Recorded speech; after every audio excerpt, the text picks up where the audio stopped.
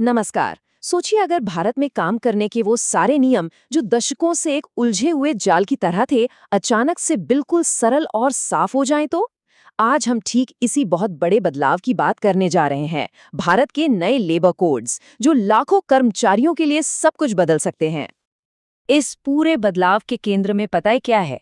सरलता। जी हाँ, 29 अलग अलग अक्सर कंफ्यूज करने वाले कानूनों को हटाकर अब सिर्फ 4 सीधे साधे कोड्स रह गए हैं। तो चलिए इसे एक एक करके समझते हैं। सबसे पहले तो सवाल यही उठता है कि आखिर इतने बड़े बदलाव की जरूरत ही क्यों पड़ी? देखिए, पुरानी व्यवस्था ना सच में कानूनों के एक मकड़ जाल जैसी थी, जिसमें नियम अक्सर एक दूसरे से टकराते थे और इसका नतीजा कंफ्यूजन और सबसे बड़ी चिंता की बात, कर्मचारियों की सुरक्षा में बड़ी बड़ी कमियां। इसका सीधा मतलब ये था कि देश के करोड़ों कर्मचारी, खासकर जो असंगठित क्षेत्र में हैं, वो बिना किसी कानूनी सुरक्षा के काम कर रहे थे। इससे उनके भविष्य पर एक अनिश्चितता बनी रहती थी। तो इस उलझन को सुलझाने के लिए आखिर किया क्या गया? आइए देखते हैं कि ये नए कोड्स कर्मचारियों के लिए कौन-कौन से नए अधिकार लेकर आए हैं। ये नए कोड्स 5 बड़े वादे करते हैं। ये ऐसे वादे हैं जो हर कर्मचारी की जिंदगी को बेहतर बनाने और उनके भविष्य को सुरक्षित करने के लिए डिजाइन किए गए हैं। इन सभी सुधारों का एक ही सेंट्रल लक्ष्य है, फॉर्मलाइजेशन। आसान शब्दों में कहें तो कर्मचारियों को एक ऐसे सिस्टम में लाना जहां नियम साफ हों, रिटन कॉन्ट्रैक्ट्स हों और हाँ, सोशल सिक्योरिटी की गारंटी हो। और एक सबसे बड़ा बदलाव ये है कि अब परमानेंट और कॉन्ट्रैक्ट पर काम करने वाले कर्मचारियों के बीच भेदभाव कम होगा। अब कॉन्ट्रैक्ट कर्मचारियों को भी वही सोशल सिक्योरिटी और ग्रेच्युटी जैसे लाभ मिलेंगे।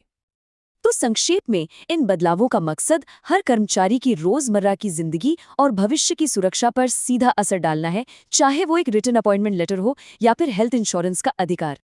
लेकिन देखिए, कानून बनाना तो कहानी का सिर्फ एक हिस्सा है। असली परीक्षा तो इसे जमीन पर लागू करने की है। और यहीं से हमारे सामने कुछ बड़ी चुनौतियां आती हैं। पहला और सबसे बड़ा सवाल, एक नेशनल मिनिमम वेज का वादा तो है, लेकिन ये कितना होगा और कब लागू होगा? क्योंकि असली फायदा तो उसी आखिरी नंबर पर निर्भर करता है ना? दूसरी चिंता ये है कि कंपनियां बढ़ी हुई लागत का बोझ आखिर कैसे उठाएंगी? क्या वो इसे खुद वहन करेंगी या फिर नौकरियों के स्ट्रक्चर में बदलाव करके इसकी भरपाई करेंगी? और तीसरा सवाल, क्या फिक्स टर्म रोजगार बढ़ने से लंबी अवधि की नौकरी की सुरक्षा कम हो जाएगी, भले ही फायदे बराबर मिले? ये नियोक्ताओं के लिए लचीलेपन और कर्मचारियों के लिए स्थिरता के बीच एक बहुत ही मुश्किल संतुलन है। और सबसे जरूरी बात, कानून तो है, लेकिन क्या निरीक्षण और शिकायत की प्रणाली इतनी असरदार होगी कि इन कानूनों को ठीक से लागू किया जा सके?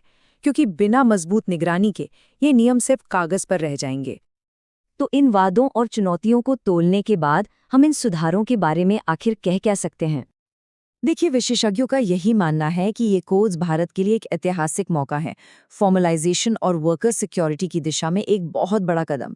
लेकिन इनकी सफलता पूरी तरह से इस बात पर निर्भर करेगी कि इन्हें कितनी अच्छी तरह लागू किया जाता है। सफलता की ये पूरी कहानी 3 स्तंभों पर टिकी है, कर्मचारी, नियोक्ता और सरकार। जैसा कि हम देख सकते हैं, हर लक्ष्य को हासिल करने के लिए इन तीनों के बीच सहयोग और जवाबदेही बहुत जरूरी है।